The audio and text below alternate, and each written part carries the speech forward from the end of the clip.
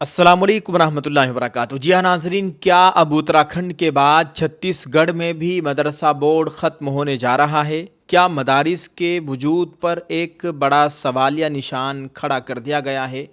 ناظرین، اس خبر کو آپ کے ساتھ شیئر کرنے سے پہلے ایک اور مختصر خبر ہے، آپ اس کو بھی سن لیجئے، شاید آپ اس خبر کا انتظار کر رہے ہوں۔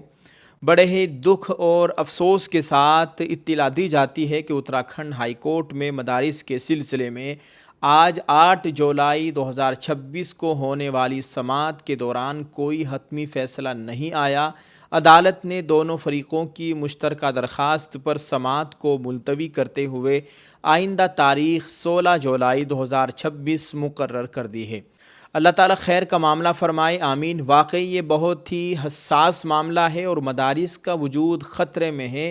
اگر ہمارے علماء نے اس تعلق سے تمام مسلکی اختلافات کو ختم کر کے ایک ساتھ جمع ہو کر کوئی ٹھوس قدم نہ اٹھایا تو آنے والا کل مدارس کے تعلق سے بہت خطرناک ثابت ہو سکتا ہے۔ اللہ اپنا خاص فضل فرمائے، آمین۔ دوستو، آپ کو بتائیں کہ چھتیس گڑھ سے ایک اہم سیاسی اور سماجی پیش رفت سامنے آئی ہے جس نے مدرسہ تعلیم کے نظام پر نئی بحث چھیڑ دی ہے۔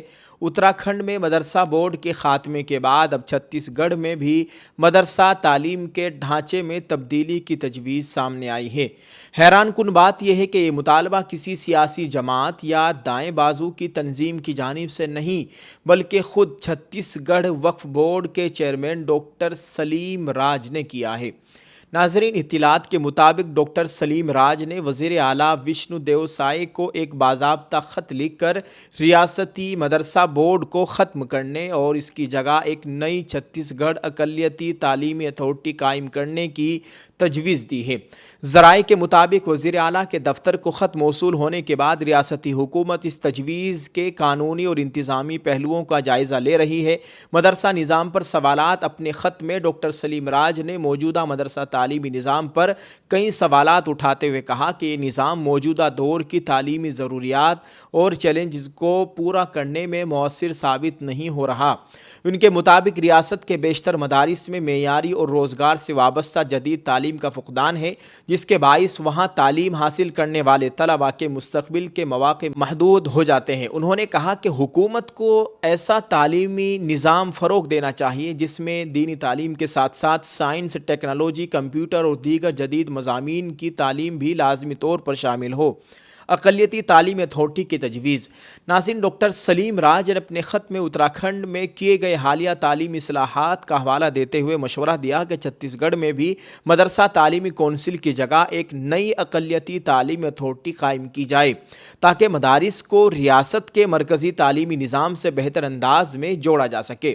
ان کا کہنا تھا کہ اگر مسلم طلباء کو عام اسکولوں کی طرح جدید مضامین کی معیاری تعلیم فراہم کی جائے تو مستقبل میں ڈاکٹر، انجینئر، سائنسداں، IAS افسر اور دیگر پیشہ ورانہ شعبوں میں نمایاں مقام حاصل کر سکتے ہیں۔ دوستو، 418 مدارس سے متعلق دعوے۔